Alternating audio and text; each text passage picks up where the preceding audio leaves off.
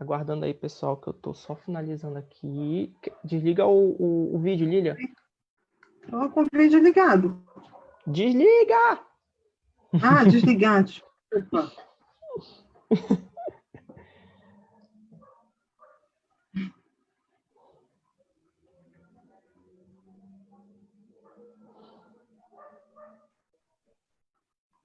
Deixa eu ver se ela deu início aqui. Eu tenho que atualizar aqui. Calma aí que eu tô atualizando.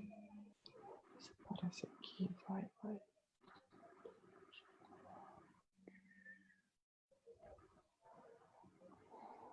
A Kelly tá aí? Eu já desliguei aqui com ela. É que é só nós quatro, é? Desliga teu áudio, Lilia, que tá saindo na live. Ah.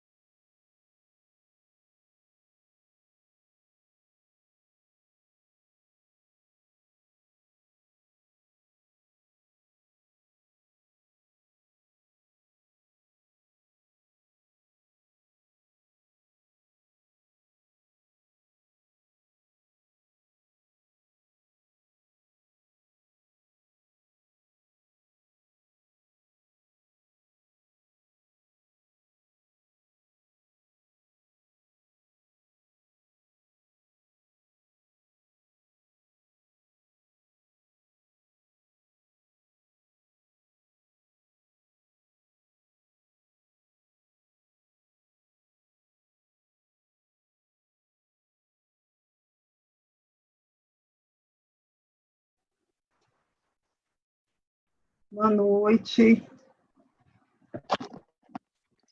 Vou botar aqui o computador. Boa noite, Gustavo. Boa noite, Juliana, Ronaldo, Jennifer. Boa noite a todos. Estão todos ouvindo?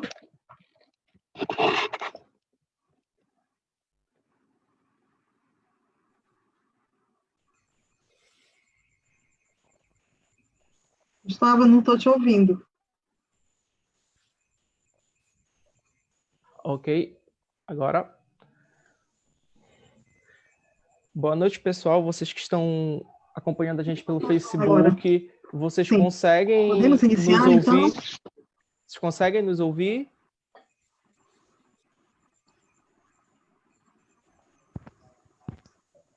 Vocês podem botar no comentário, por favor, se vocês conseguem nos ouvir, se vocês conseguem nos ver.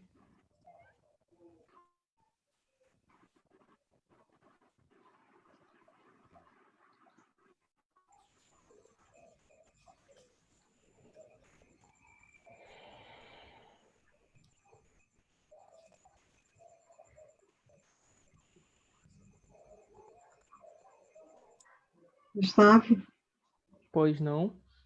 podemos iniciar? Então, Creio que sim. o que tu me dizes aí? Creio que nós Será podemos... que as pessoas, o público consegue nos ouvir? Eles não responderam ainda aqui nos comentários, eu estou aguardando. Eles me responderem no comentário, já tem 10 pessoas ao vivo. Ok.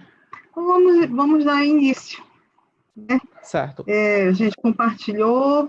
Primeiramente, boa noite a todos. É um prazer enorme estar aqui com vocês, fazendo essa live, para falar um pouco desse projeto que eu coordeno. Para os que não me conhecem, meu nome é Ana Lília, sou professora da Universidade Federal do Pará, coordeno um projeto em Bragança chamado CRENAC, né, no qual todos esses jovens que estão aqui em tela conosco fazem parte, o Gustavo, o Ronaldo, a Jennifer, a Juliana e o Gaio, que ainda não conseguiu acesso. E CRENAC é a sigla de Configurações de Resistência em Narrativas Anglófonas Contemporâneas. Tá? Meu doutorado é na área de pesquisa entre literatura e resistência, e só que com literatura brasileira. E quando eu retornei do doutorado, instituímos um projeto de pesquisa, que é o CRENAC, que vai falar hoje para vocês um pouquinho sobre literatura anglófona. E o que é literatura anglófona? É a literatura escrita em língua inglesa, tá? Seja ela britânica, americana, jamaicana, indiana. E nós fazemos um trabalho de pesquisa no qual conseguimos criar um acervo de obras literárias que tratam do tema da resistência. Tá? Então, ao longo desse caminho, o CRENAC já vai fazer um ano, agora em agosto.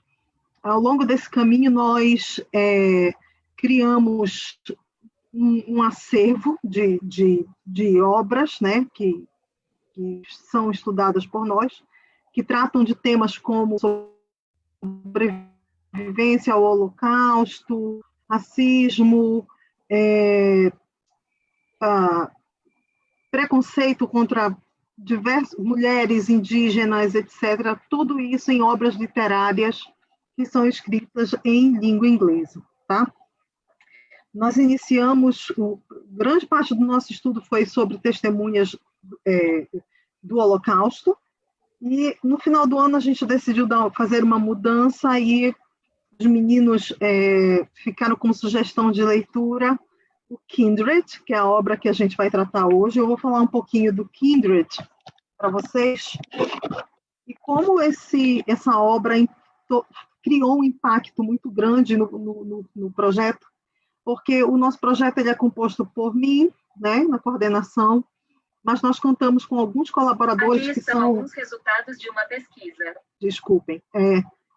Contamos com alguns colaboradores que são doutores também, ou estão no doutorado, e o Kindred foi uma indicação da professora Larissa Fontinelli, que é uma professora de Bragança, que nos indicou o livro, foi uma descoberta para todos nós, e é uma obra de uma norte-americana chamada Octavia Butler, e é um livro muito, muito interessante porque ele trata de uma narrativa de ficção científica, na qual uma personagem negra chamada Dana faz viagens temporais entre os anos de 1815 e 1976, e toda vez que ela viaja no tempo e no espaço para 1815, ela se encontra com um rapaz chamado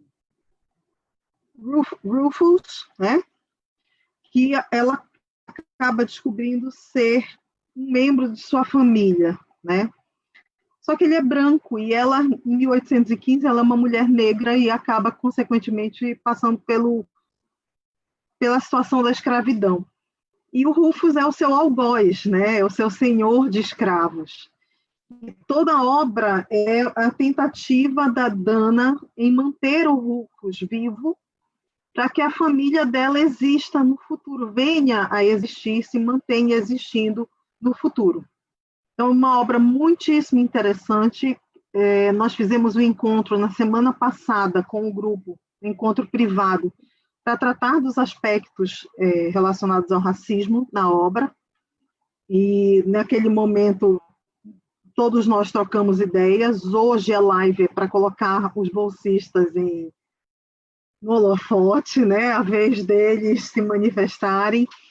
E a proposta do projeto, e é algo que eu pretendo levar para as disciplinas, já venho fazendo há algum tempo, no campus de Bragança, eu ministro as disciplinas de literatura anglófona, é sempre trazer obras que não entraram, digamos assim, nas listas de crítica literária, da historiografia literária. Por exemplo, a autora com a qual nós vamos trabalhar hoje, por ser negra e mulher, ela perdeu um pouco de espaço dentro da historiografia literária norte-americana para outro autor, o Philip Dick, que é um homem branco, né, que escreveu Blade Runner, entre outras obras, Eu, Robô.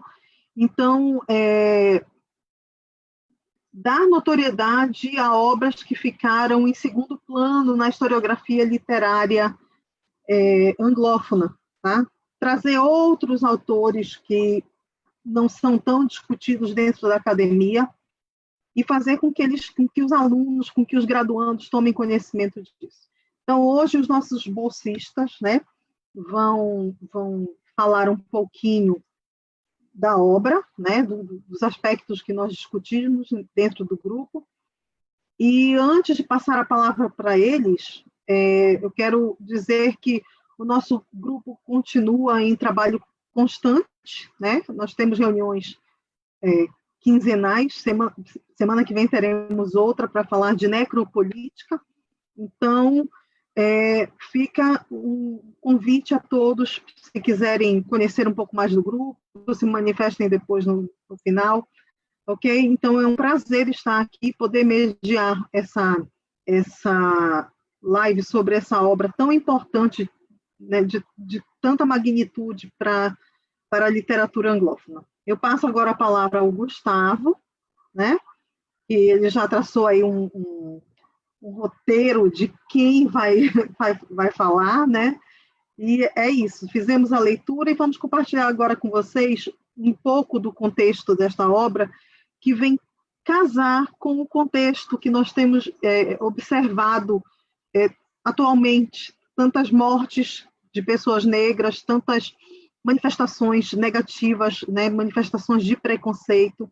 No Brasil, o menino Miguel, nos Estados Unidos, o George Floyd, recentemente agora um senhor que morreu na fila de um fast food.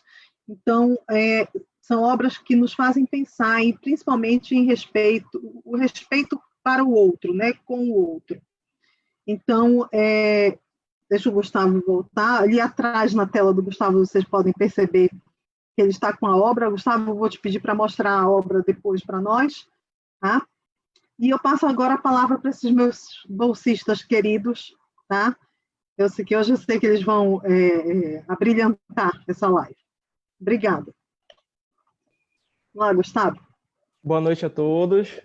Foi como a Lilia mandou, né? Tá aqui a obra da Octavia Butler, o Kindred. É um livro bem... Parece ser grande, mas ele é bem tranquilo. A leitura é muito boa. Recomendo, por sinal. Bom, antes de entrarmos nos aspectos do livro, nós temos que levar em consideração a história dos Estados Unidos, como ela se desenvolveu até chegarmos no momento em que o livro se passa, nos dois momentos que o livro se passa, 1976 e 1815, e as marcas que isso traz até hoje, certo? Bom, a autora, a Octavia Butler, ela, como a Lilia falou, ela é uma escritora negra que trabalha com esse perfil de uma narrativa negra, mas ela trabalha com um estilo de literatura que é o sci-fi, e ela traz dentro do Kindred dessas características, uma das características principais do sci-fi, que é a viagem no tempo. Só que diferente de outras ficções científicas, a viagem no tempo ela não ocorre com uma máquina específica para isso. Não é tipo Doctor Who, que nós temos a TARDIS que viaja no tempo. Não funciona assim. Ela viaja quando o Rufus precisa de ajuda, está com a vida em perigo. É como se ele acionasse uma máquina na cabeça dele, e uma máquina neural, né? E assim ela era transmitida ao passado. Enfim, mas isso ela usa dessa característica do sci-fi para poder definir, tratar de temas mais profundos, nesse caso, do racismo, certo? No artigo Defining Kindred, Post-Colonial Perspective, da Thelma Richards, ela fala que a Octavia Butler ela é muito boa em fazer pontes, e ela faz pontes entre 1976 e 1815, que era quando a escravidão ainda existia nos Estados do Sul. E ela fala que essa ponte é justamente para nos fazer pensar sobre, será mesmo que no caso, na época da autora, será mesmo que hoje nós somos diferentes da época da escravidão lá atrás? Será mesmo que hoje nós temos um discernimento maior do que é esse racismo, do que é perpetrar essa violência contra negros? Nós temos essa consciência? São questionamentos que mais à frente nós iremos discutir. Voltando à história dos Estados Unidos, os Estados Unidos ele foi uma colônia britânica, certo? Ele começou com 13 colônias na costa leste, ali a região onde fica Nova York, Boston, a Flórida, todos eles eram colônias dos Estados Unidos.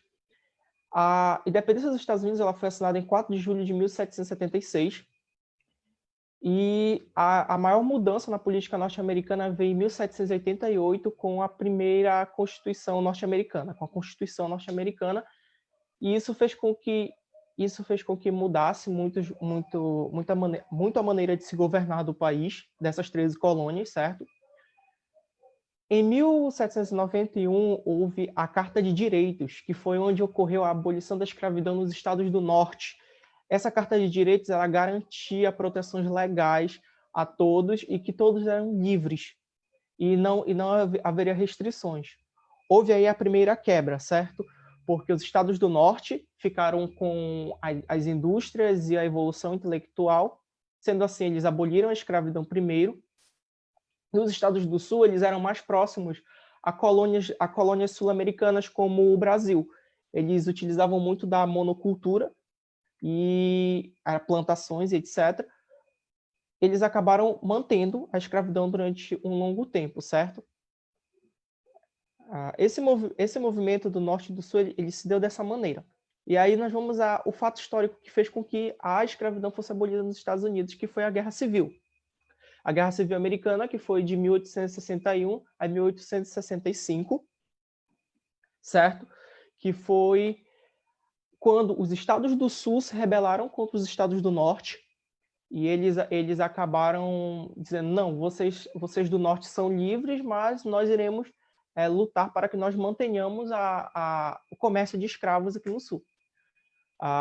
O Norte venceu, fazendo assim com que o Sul aceitasse as leis que já estavam previstas na Constituição e na Carta de Direitos, abolindo assim a escravidão como um todo nos Estados Unidos.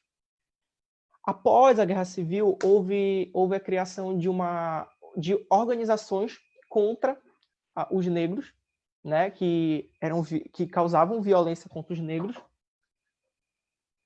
Acho que a associação mais conhecida era a KKK, a Ku Klux Klan, que foi a que teve maior influência dentro dos estados do Sul e também alguns estados do Norte, que teve várias células. Ela foi fundada por um ex-soldado sulista que lutou na Guerra Civil, e ela chegou a ter até 20 milhões de adeptos dentro do território norte-americano. Ali entre o fim do século XIX e início do século XX, ela teve 3 fases. A primeira fase, que foi a fase da fundação pelo ex-soldado, né, que é o Nathaniel Bedford, e após isso ela teve uma segunda fase, que foi durante o século XX, e a terceira fase, que é a que ela se mantém hoje, que é uma fase mais branda. Ainda assim existem células da Ku Klux Klan nos Estados Unidos, mas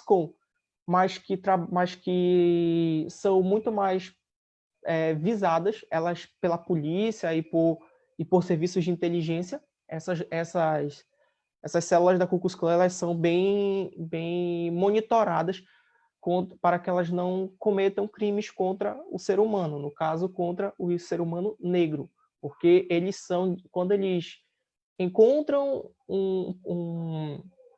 uma pessoa negra, eles tendem a ser violentos, e muito violentos. Essa estruturação vem de muito antes, e vem de tempos atrás, né, da história. E principalmente as maiores células da Ku Klux Klan hoje, que ainda existem, estão nos estados do Sul.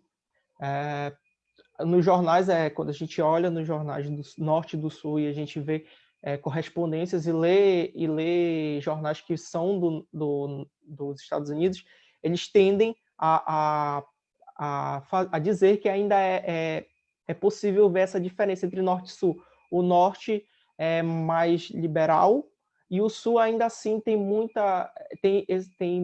faz muito do racismo estrutural, e com as células da Ku Klux Klan chega a atacar violentamente os negros que lá residem. Agora eu passo a fala para o Ronaldo, certo? Ronaldo, é com você. Só um minutinho antes do Ronaldo iniciar, que eu sei que a fala dele vai ser bem longa. Gustavo, tu concluíste teu pensamento? Eu te mandei aqui a mensagem, né? Mas tu tinhas concluído? Sim. Sim.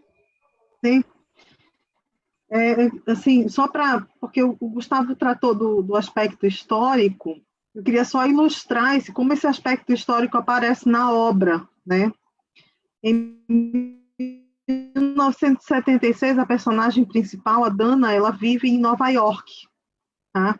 E toda vez que ela faz a viagem temporal, quando Rufus, que é o senhor de escravo, em 1815, a aciona, como bem disse o Gustavo, em 1976, ela está no norte dos Estados Unidos. E quando ela passa na viagem temporal para os Estados Unidos, em Maryland, tá? Então, ela é transportada para o lugar mais racista que existe dentro daquele contexto do século XIX. Então, além de uma mudança tempo-espacial, né, de tempo e espaço, tem uma mudança de mentalidade também, porque ela sai de uma sociedade livre para uma sociedade escravagista. Então, é bem séria a situação dela toda vez que ela retorna para o passado. Ela é agredida, ela é maltratada. Então, ela consegue viver as duas realidades de uma mulher livre e de uma mulher escrava dentro da obra. Tá? Era só isso que eu queria ilustrar, porque a narrativa ela deixa bem clara essa coisa da paisagem humana, da paisagem escravagista da época. Tá? E aí o Ronaldo vai agora colocar o ponto de vista dele. Obrigada, Ronaldo. Pode iniciar. Obrigado, professora. Boa noite a todos que estão assistindo. Agora eu vou abordar um pouco sobre as duas épocas, né, que é abordada na narrativa do livro, que, como a professora disse, o século XX, no caso, o ano de 1976, e, no caso, o passado, em relação à personagem principal, a Dana, que é no início do século XIX, em 1815. Então, vou fazer uma comparação entre essas duas épocas em relação à situação racial dos negros. Então, vou fazer uma comparação em alguns aspectos, como no próprio livro, né, as informações que o livro nos traz a respeito dessa questão racial, tanto no presente quanto no passado. Eu sempre vou fazer isso. Depois, fazer a influência que um período tem no outro, em relação a personagem. E, por fim, eu vou trazer um pouco do real mesmo, do contexto real, para ilustrar mais ou menos o contexto que foi empregado no livro. Ok? Bom, na questão das informações que o livro nos traz, vemos que, no presente, em 1976, vemos que a irmã do marido da Dana, o Kevin, ela acaba se tornando racista por causa do relacionamento dela, porque ela é casada com uma pessoa racista e acaba também se tornando racista. E evita entrar em contato com o Kevin e a esposa, por a esposa do Kevin ser negra. Então, aí não tem um contato entre as famílias por causa disso. Mas também temos preconceito partindo da família da Dana, que é negra, em relação ao Kevin, que é branco. Eles não aceitam a Dana ter casado com um homem branco. Aí, então, vemos dois tipos de racismo. Um partindo do branco para o negro e do negro para o branco. O partindo do branco para o negro, a gente costuma dizer que é a infra-humanização, que é quando um grupo social, étnico, se coloca como superior a outro. E nisso se sente no direito de diminuir esse outro grupo, através de violência, ofensas. Então, esse é um dos tipos de racismo que está presente. O outro é por generalização, por associação, que é feita dos negros em relação ao branco.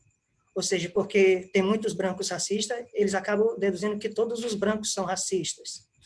Como podemos ver que a família da Dana não aceita o casamento dela com um branco, por eles pensarem, terem a ideia que o Kevin ele seja como os outros brancos opressores. Então, tem essa questão da generalização aí. E também temos no passado esses dois tipos de preconceito também. O primeiro, de infra-humanização, está mais em destaque porque era um período escravocrata, ou seja, os brancos se colocavam como superior, escravizavam os negros, tinham como animais, como objetos somente, não viam eles como humanos. E uma coisa que destaca bastante isso é a questão do casamento entre negros e brancos. Lá, essa ideia de negro casar com branco era impensável. Então, a Dana, quando acabou indo para o passado e o Kevin, o seu esposo, foi junto com ela teve que fingir ser escrava do próprio marido para ninguém perceber, por causa dessa questão de não poder naquela época. Mas também teve a questão do preconceito dos negros em relação aos brancos, mais a ideia do que caracteriza uma pessoa branca. Porque muitos negros escravos lá acabavam sendo racistas com a Dana, porque eles achavam que ela se parecia muito com os brancos, agia como um branco, falava como um branco, tinha muitos conhecimentos mais até que muitos brancos. Então, eles acabavam fazendo chacota, fazendo piadinhas da Dana, por ela se parecer tanto com os brancos, agir como os brancos. Agora, falar um pouco sobre a influência também do passado para o presente da Dana. Toda vez que ela viajava, ela sofria algum tipo de agressão, acabava tendo muitos hematomas, cicatrizes, e quando ela voltava para o presente, com todos esses hematomas e machucados, as pessoas deduziam de uma forma totalmente diferente do que realmente era, por causa que, como o Gustavo falou, não existia, já tinha sido abolido a escravidão. E eles acabavam deduzindo outro tipo de violência, no caso, a violência doméstica, que eles achavam que o marido da Dana estava espancando ela. Ele chega até a ser preso por causa disso, porque eles não acreditariam que a Dana tinha viajado para o passado. Então, eles não iam acreditar. E interessante disso porque, naquela época, a violência doméstica também era muito grande já. E, principalmente, quem mais sofria eram as mulheres negras. Então, é bastante essa parte. E já no passado, a influência que o presente da Dana teve no passado, quando ela estava no passado, foi maior ainda. Porque a Dana, o conhecimento que a Dana levava para o passado era maior que conhecimento de muitas pessoas lá. Então, ela sabia muitas coisas que muitos médicos não sabiam. Ela sabia ler e escrever. E isso se tornou um perigo para os brancos. Eles viam a Dana como um perigo, porque a qualquer momento ela podia falsificar uma carta de alforria, né, para ela e para outros escravos. Eles iam fugir com essas cartas que ela tinha escrito, e os fazendeiros teriam muitos prejuízos financeiros por causa disso. Então, eles tinham um certo temor da Dana por causa disso, por ela saber ler e escrever. Bom, agora falando sobre o contexto da realidade, que está nesses dois períodos, eu pesquisei a respeito justamente o ano específico que é abordado no livro, que é o ano de 1976 e o ano de 1815.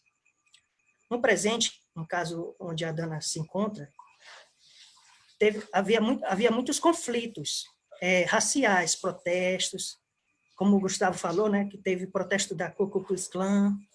Por exemplo, nesse mesmo ano de 1976, houve muitos protestos devido como eu posso dizer, relacionado a um termo racista, porque havia um time de uma escola que eles usavam o nome Rebels, mas o nome Rebels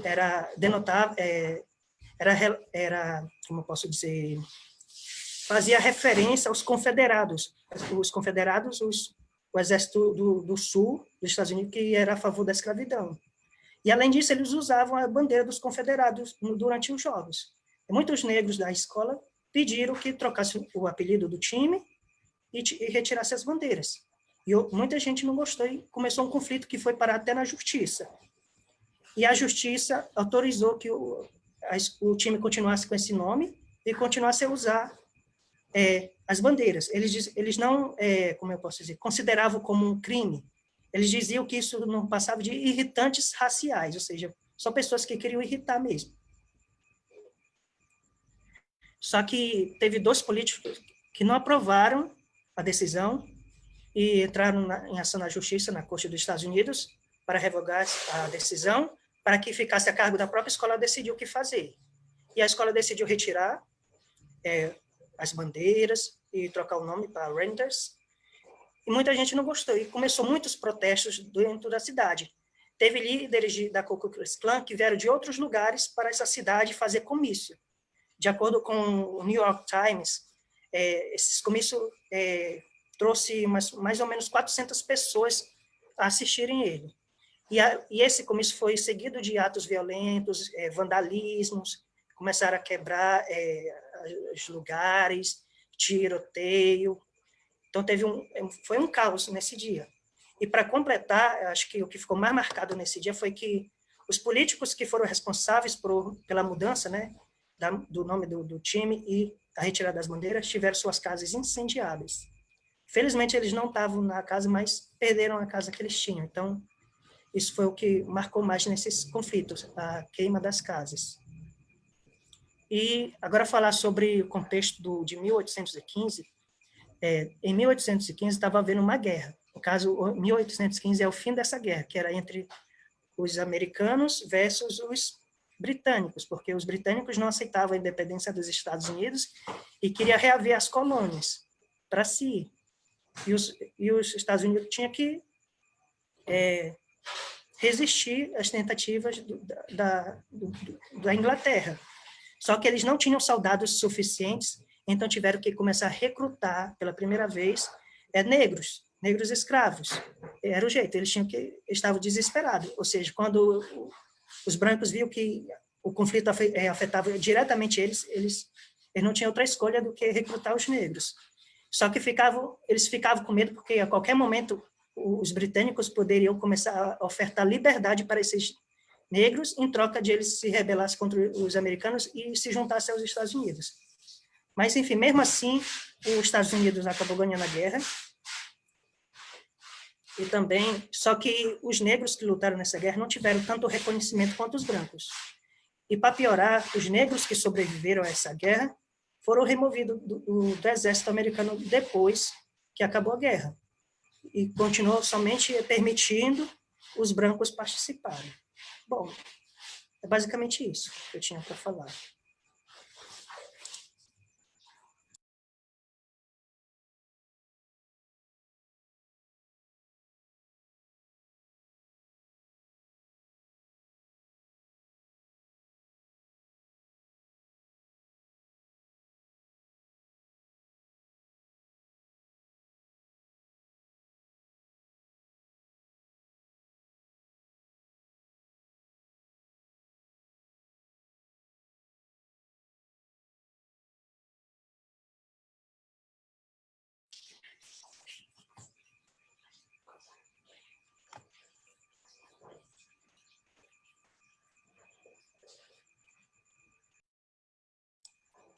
Cadê as meninas que ficaram, que eu continuar a conversa?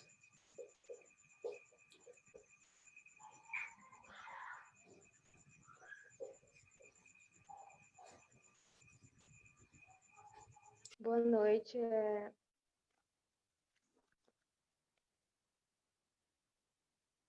Tá aparecendo aí? Gente, rapidinho. Desculpem, a minha internet não é estável do meu computador. Eu precisei sair. Jennifer e Juliana já iniciaram ou não? Vamos iniciar agora. Então, antes de vocês iniciarem, porque eu sei que vocês vão tratar de um ponto bem específico, eu queria fazer algum comentário sobre o que eu consegui ouvir do Ronaldo. Infelizmente, esse problema de conexão é bem complicado para mim aqui. Primeiro, eu quero agradecer ao Gustavo, ao Ronaldo, pela participação. E eu queria dizer o seguinte, aos que estão nos assistindo, né? Essa obra ela é tão interessante, ela é tão instigante, que é possível ver, como o Ronaldo bem mencionou, como um contexto histórico influenciou no outro. Tá? E a personagem, a Dana, que é a personagem principal, ela tem um papel tão importante nessa narrativa, porque ela leva o conhecimento do século XX para o século XIX, tá? E muitas vezes esse conhecimento não a ajuda, né? Embora ela seja letrada, né? Ela sabe ler, ela sabe escrever, ela tem um parco conhecimento da medicina, né? Que todo mundo tem. Ela é uma pessoa boa, ela ajuda os brancos no contexto do século XIX e nada disso a livra de passar por todas as agruras que um negro viveria, né, ou viveu naquele contexto do século XIX. Então, é muito interessante isso, porque para o leitor, né, o leitor acompanha a personagem na viagem temporal que ela faz, e o leitor consegue perceber quão precário era a condição humana naquele século XIX e aqui no século XX, já não é uma situação tão precária, a condição humana não é tão precária em termos de recursos materiais, tudo, mas o preconceito ele se mantém praticamente o mesmo entre de um século para outro, tá? Então, a viagem temporal, ela mostra exatamente isso, é muito interessante, tá bom? A Jennifer e a Juliana, não sei como elas dividiram a fala dela aí, mas elas vão mostrar um aspecto da obra muito interessante também, tem a ver com o papel do feminino, tá? Essa obra, ela é tão rica, ela dialoga com outras obras, no final, quando nós formos encerrar, eu vou mostrar para vocês qual é a próxima leitura do grupo, e vou passar agora a palavra para as meninas. Jennifer. Sim.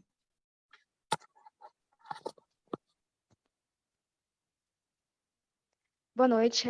Dando continuidade às discussões, é importante ter uma atenção para a violência sofrida especificamente pelas mulheres, nesse caso, pelas personagens femininas, da qual nós iremos apresentar as 4 que sofrem diretamente com as situações que viram a seguir. A Dana, personagem principal, Sarah, Alice e Tess. E para falar um pouco sobre algumas questões, sobre essas questões que envolvem as personagens, tivemos como recurso o livro da Angela Davis, Mulheres, Raça e Classe, especificamente o primeiro capítulo intitulado O Legado da Escravidão, Parâmetros para uma Nova Condição da Mulher. E nesse primeiro capítulo é apresentado situações sofridas pelas escravas. E essas situações refletiram na opressão que essas mulheres tiveram. E então, vamos às seguintes questões que também estão presentes no livro Kindred. A questão da mulher escrava ser vista como alguém desprovida de gênero e seu gênero usado como uma forma de punir quando necessário. Mas antes de chegar nesses 2 tópicos, eu vou falar um pouco no que diz respeito ao sistema de trabalho. E então vale ressaltar o que a Angela Davis diz em seu livro, que é o seguinte: presume que a típica escrava era uma trabalhadora doméstica, como em geral acontece. No entanto, a maioria das escravas trabalhavam na lavoura, embora nos estados localizados na fronteira entre o norte e o sul dos Estados Unidos, uma quantidade significativa de escravos realizasse trabalhos domésticos. As escravas ao extremo sul, o verdadeiro núcleo, centro do escravismo, eram predominantemente trabalhadores agrícolas. E trazendo isso para o livro, há uma passagem, um momento desse livro em que a Dana sai de um trabalho doméstico e passa para o trabalho agrícola, já que ela recebe esse trabalho como uma forma de punição pela sua desobediência. E a partir do momento que a Dana se encontra na lavoura, o leitor percebe que a opressão que homens e mulheres sofrem nesse ambiente é muito parecido, pois ambos trabalhavam sob a ameaça do açoite. Só que, fora desse ambiente, percebe-se que a mulher sofre uma opressão ainda maior, pois, já que elas eram vítimas de abusos sexuais e outros maus tratos, que vão ser mais explicados pela Juliana. E é nesse momento do livro em que a Dana está na lavoura que percebe a situação da mulher ser vista como desprovida de gênero. Ela era vista dessa forma quando era lucrativo explorá-las, como se fossem homens, já que elas teriam que produzir, ter os mesmos rendimentos que um homem. E passar para a Juliana agora. Boa noite a todos. Bom, como a Jennifer falou, além do trabalho árduo que as mulheres tinham que fazer nas fazendas onde elas eram escravas, elas também sofriam ainda mais com a questão do estupro, porque nessa época o estupro ele também agia como uma forma de dominação. Os senhores de escravos, eles se sentiam no direito de explorar sexualmente as escravas, simplesmente por elas serem propriedades deles. Isso fica muito claro em várias partes do livro, principalmente na relação do Rufus com a Alice, que são os dois ancestrais da Dana. E o Rufus, ele tem esse desejo incontrolável pela Alice, ele ama ela de um jeito violento e ele quer ter ela a qualquer custo. É tanto que ele compra ela e justamente para saciar esse desejo que ele tem por ela. E no livro da Davis, ela fala que as escravas que não cediam a esse avanço dos senhores, elas eram punidas. E tem uma cena específica que o Rufus pede para Dana para ele dizer para Alice se entregar a ele, porque senão ela vai sofrer um açoitamento. E a Dana não sabe o que fazer, né? Porque por causa da questão de se não acontecer o envolvimento desses dois personagens, corre o risco dela mesma não nascer. E tem outro momento também que a Alice fala, ela tem muita raiva do Rufus, a Alice, e ela fala que ela vai ter que ir, porque senão ela vai ser açoitada, e ela não tem opção de fugir, porque é muito complicada essa questão de fugir, que havia muitas pessoas para resgatar esses escravos fugidos, e ela fala que ela vai ter que ir porque o Rufus comprou ela, então o corpo não pertence a ela, mas sim ao Rufus. Então, são esses momentos bem específicos. Outra questão também que a Davis fala é que a mulher ela era vista como uma reprodutora, apenas como uma reprodutora de crianças para ter novos escravos, porque os senhores de escravos sempre almejavam aumentar o número dos escravos, e a mulher ela era uma pessoa muito importante nessa questão. Então, elas eram vistas como meras reprodutoras, porém, elas não possuíam nenhum direito sobre esses filhos e sobre essas crianças, porque elas já nasciam escravas e o senhor dos escravos, ele poderia fazer qualquer coisa que ele quisesse, inclusive vendê-las. E isso tem várias cenas disso também no livro Kindred. Uma das primeiras é a Sarah, que é uma espécie de governanta, que ela conta para Dana que o Tom Welling, que é o pai do Rufus, que ele vendeu os 3 filhos dela para, se eu não me engano, para comprar porcelana para a mulher dele, algo assim. E tem uma cena também que o Tom Welling vai conversar com a Dana e ele pergunta para ela a idade e quantos filhos ela teve. Porque essa condição de ter facilidade de ter muitos filhos, ela era valorizada nesse quesito. E como ele estava com interesse de comprar a Dana, ele se interessou por essa questão. São esses 2 pontos que eu queria ressaltar.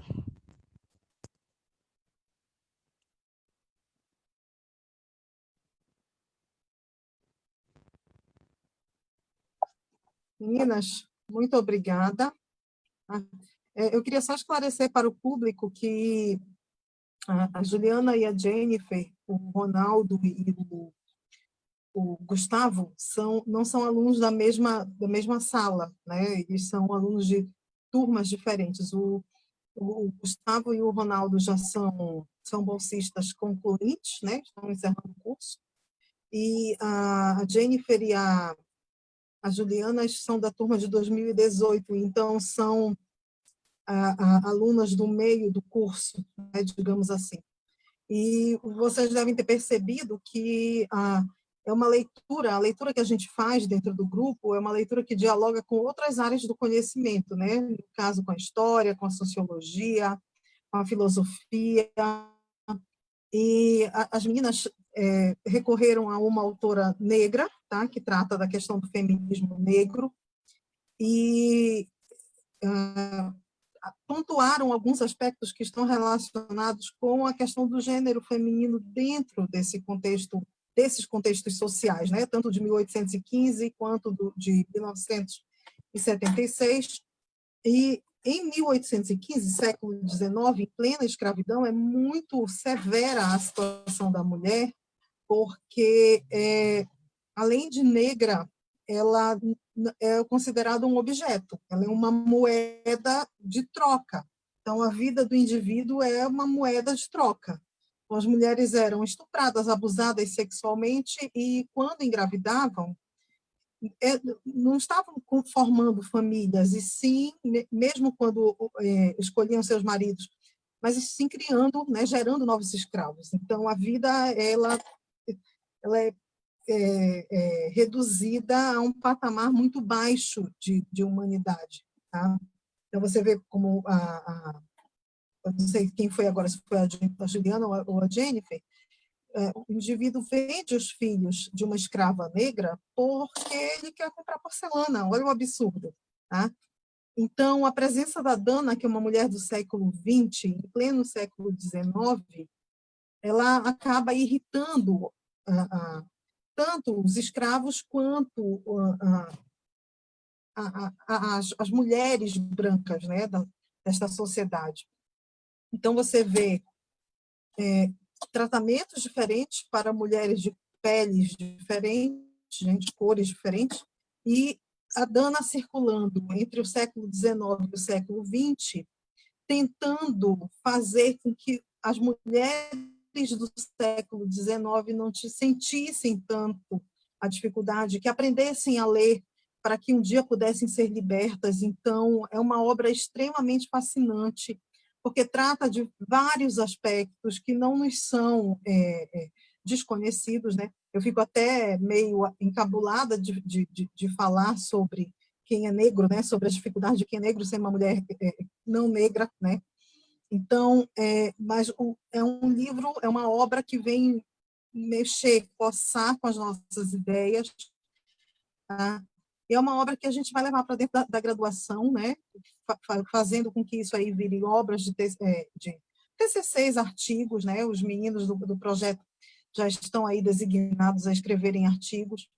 E eu espero, eu não sei se os outros membros têm algo mais a dizer, mas eu espero que essa live tenha instigado a curiosidade de vocês a lerem obras que não são apenas aquelas que estão dentro do cânone padrão, né? A gente sempre lê muito cânone, que são aquelas obras que foram selecionadas e colocadas dentro de uma historiografia literária selecionada por membros brancos. Então, nós temos hoje autores riquíssimos, né, como o Salman Rushdie, que é um indiano, como a Chimamanda Adichie, que é uma nigeriana, e que escrevem em língua inglesa, e é esse tipo de literatura, esse novo olhar sobre a literatura que nós queremos levar para dentro da graduação agora. Tá bom? Então, eu passo a palavra novamente para o Gustavo, porque ele é o nosso anfitrião. Se alguém tiver alguma pergunta para o grupo, Gustavo, obrigada. Olá.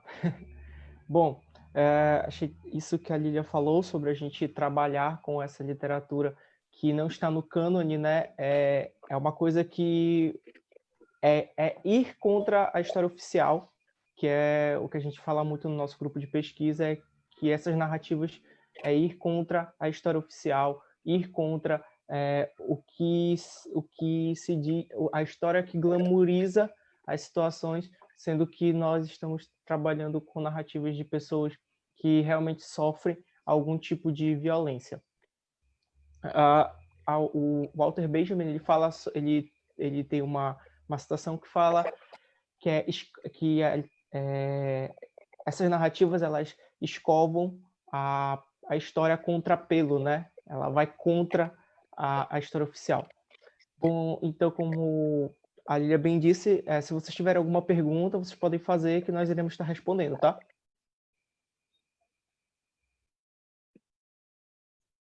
Gustavo, tu consegues ver quantos membros, quantas pessoas estão participando dessa live agora? Nesse exato momento, 9. E eu estou aguardando se há alguma pergunta ou não. Eu estou conseguindo ver os comentários aqui.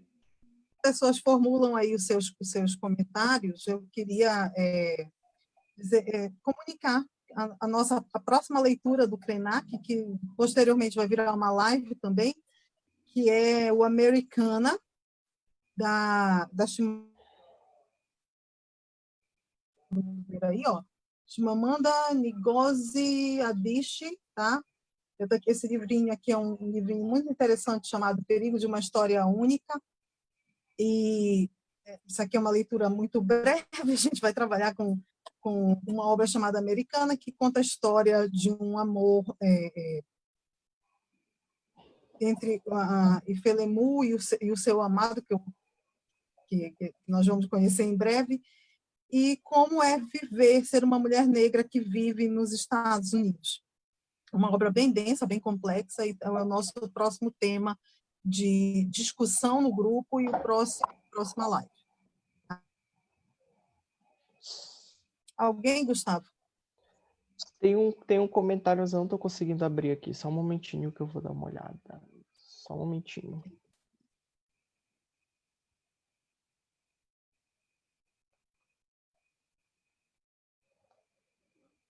A internet não está ajudando.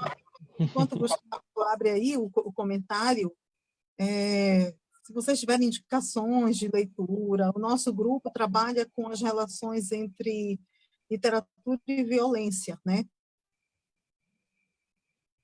Então, já discutimos textos que falam da violência na ditadura militar, nos campos de concentração da Segunda Guerra Mundial.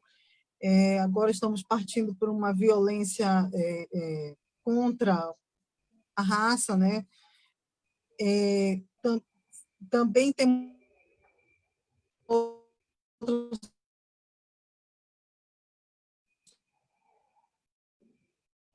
de leitura para fugir um pouco do cânone, aquilo que todo mundo já lê, já está consagrado. Vamos trabalhar com o que não está consagrado ainda. Você, Gustavo? Ainda não. Eu nem tenho como ver aqui o Facebook. Calma aí que eu tô tentando dar uma olhada. Eu até mandei mensagem. Tá. Acho que agora foi a última pergunta.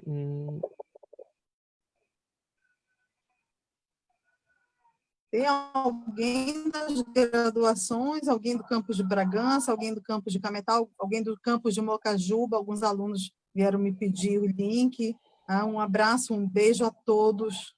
Saudade de todo mundo, saudade de estar em sala de aula, né, fazendo as nossas discussões. Os meus alunos, eu vou falar um pouquinho da nossa última disciplina. Nós trabalhamos com obras de ficção científica em inglesa, obras de horror e terror em inglesa. Gustavo, não lembro agora. Oi? Obras de resistência em inglesa, então, consegui. A pergunta, ok, Gustavo.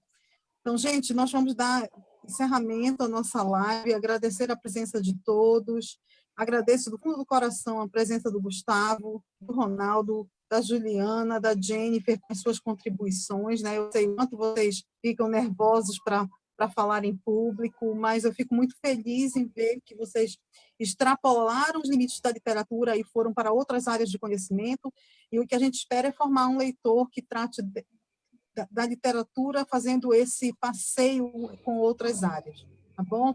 Então, muito obrigada pela participação de todos, a gente espera que numa próxima live vocês estejam de novo com a gente. Gustavo, meninos, vocês querem dizer alguma coisa?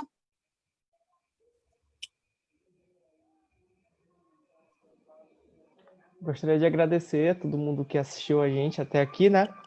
E dizer que apareceu um comentário aqui da Lauriane Carvalho, e ela fala que ela disse, ó, como a professora Lilia disse, os livros são escolhidos por pessoas brancas e do cânone, né? E acabam dando ênfase a esses, inclusive, a poucas mulheres escritoras são citadas nas disciplinas de literatura, né? Ela disse que é muito importante essas falas, e tem Campos de Capanema tá aqui também. Legal, o campus de Capanema, desculpem. E creio que seja apenas isso. Eu gostaria de agradecer a presença de todos vocês. Agradecer a Lília pelo projeto, né, que fez a gente abrir mais a nossa mente e ver que a literatura não é apenas o cânone, não é apenas o que está contemplado ali como principal, e que a literatura é muito mais que isso, e que ela trabalha com testemunho, ela trabalha com uma ficção científica que vem trazendo narrativas de resistência e etc. Ronaldo, Jennifer, Juliana, querem dizer alguma coisa?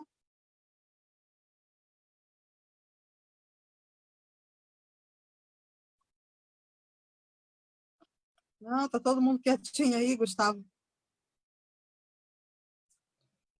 Sim, tá todo mundo quietinho. Gente, muito obrigada. Vamos dar encerramento. Obrigada pela paciência. A gente não vai estender mais a live. E fica aberto o convite, quem tiver interesse em conhecer o Krenak, manda uma mensagem para a gente aí na página da Faleste, que a gente entre em contato e, quem sabe, levamos essas discussões para um outro patamar. Tá bom? Muito obrigada, Okay. meninos. Até a próxima. Até mais. Obrigado. Até mais.